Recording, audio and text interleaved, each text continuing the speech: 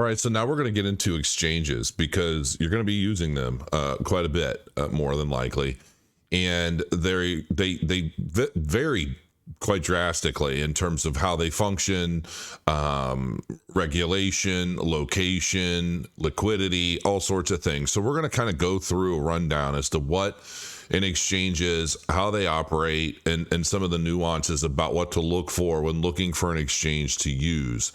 And so here we go. So we're going to start off initially with this website. This is coinpaprika.com, and this is their exchange tab. And on this tab, you're going to see a lot of information associated with each exchange. And these are ranked by volume. Let me see if I can make this a little bigger. There we go. All right. So and volume, basically the dollar amount of value traded over a 24-hour period. So, for example, number one exchange in the world right now is Binance with $13.5 billion a day in trade volume over 1,312 markets. A market is basically like a trading pair, like a Bitcoin to USD, something like that.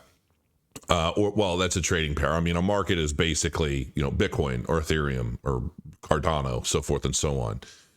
And that's a big part of why they have so much volume, because they are known to list just about everything at some point. So, not really everything. There's 1,300 out of 21,000 different tokens. But if it has any volume or interest whatsoever, I mean, Binance has always been one of the first places you could go to find the ability to trade it. Now, there are a few key things. When I'm looking down this list, we'll see Kraken, okay, and you see this check mark. This check mark means it's an exchange that is regulated or licensed by the respective institution in their localization. Well, Kraken's US based. Coinbase is US based. There are a lot of these check marks. Not all of these are US based. However, Binance, while extremely popular and the most popular exchange, you can't use it if you're in the United States. Primarily because of all the stuff that they list that the U.S. doesn't want U.S. investors to get involved with. Okay.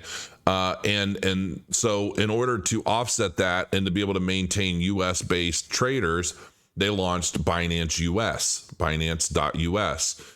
The volume is significantly less at $290 million a day in trade volume. Still high, but there's only 130 markets. Okay.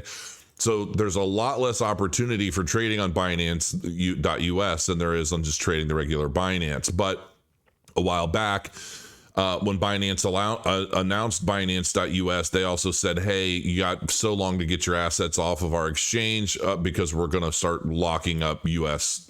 residents from being able to use the platform. But if you're US based and you want a US based, US regulated exchange, you've got Kraken, you've got Coinbase. Kraken's actually grown quite a bit because their volume is gotten much higher than Coinbase. So highest volume on a 24-hour period, 944 million. Actually, the volume is higher on that. I guess it's the ERV volume that's higher. So Kraken has more markets, so they have more various tokens available than Coinbase. However, Coinbase has become one of the more user-friendly, and Coinbase was one of the first US-based fiat on-ramps in the cryptocurrency space in general. So, if somebody was talking about cryptocurrency on Thanksgiving Day to the family and grandma decides she wants to go get some Bitcoin, she's likely going to go to Coinbase, set up an account, add her credit card, and away she goes purchasing her Coinbase. Coinbase used to have an affiliate program where if you set up as an affiliate, somebody clicks your link. Not only does the person that clicked your link, but you as the link provider got $10 worth of free Bitcoin. That was recently canceled, I think, maybe almost a year ago, if I'm not mistaken, maybe 9 months ago. So anyway, the nature of a centralized exchange is that they basically all operate off of a central ledger system. And so every buy and sell transaction happens on a ledger system that is ultimately then like at the end of business day or at the every so many hours or every so many days or weeks even. That ledger system is summed up and withdrawals and distributions are happening. And what they ultimately do is a centralized exchange generally only has maybe 10% of actual cryptocurrency on the exchange at any given time, and they keep the rest in reserve cold storage. So everything is happening on a centralized ledger system, and it's definitely not happening on chain or in any real-time on-chain activity, okay? Which is also a part of the reason why some of these exchanges used to get hacked a lot more often than they appear to be getting hacked today. But even, if somebody manages to hack a Bitcoin wallet on a major platform and it's only 10% of the reserves, it's still a pretty substantial amount.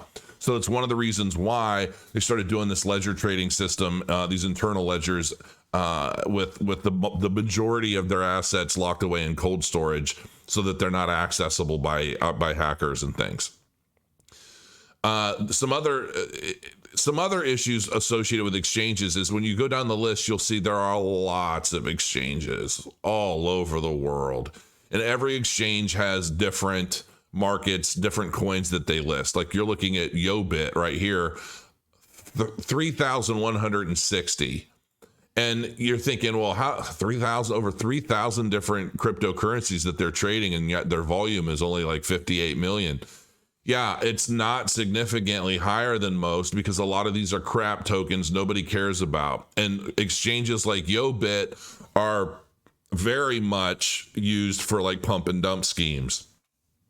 And pump and dumps are basically, there are Telegram groups and all sorts of communities all over where, every day they might go and they say, okay, well, this particular cryptocurrency that's trading at like 0.5 cents or 10% of a penny or whatever, they're going to pump it up to 15 cents. And then they've got this inner circle and they all accumulate.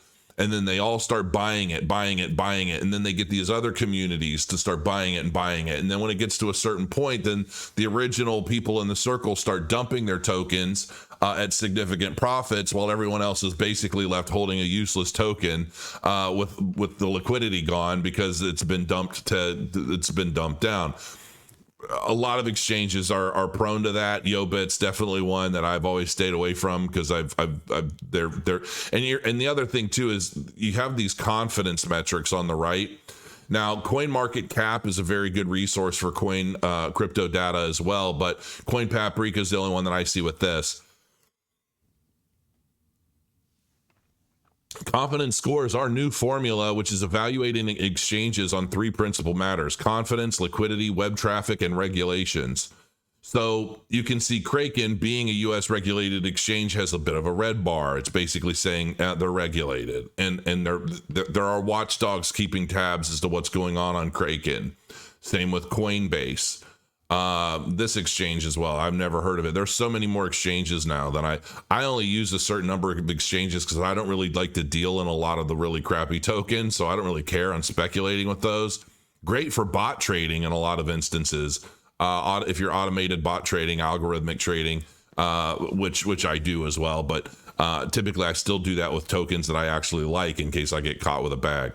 So anyway, these centralized exchanges are, to some degree, they're safer depending on what the history of these exchanges are. I typically like Coinbase. I like Kraken. I also like exchanges like, KuCoin can be fun because they'll list tokens like right away. But if the coin doesn't do a lot of traffic or volume in trades, then they'll typically get rid of them. And then outside of this, these centralized exchanges, a lot of them may have affiliate programs that will, cut you in on trade volume and that sort of thing. It's especially big with like a leverage trading exchange, which I'll go over those next. But there are big differences in the centralized exchanges compared to a decentralized exchange. And we'll go over decentralized exchanges in the next video. But primarily as a new user of crypto,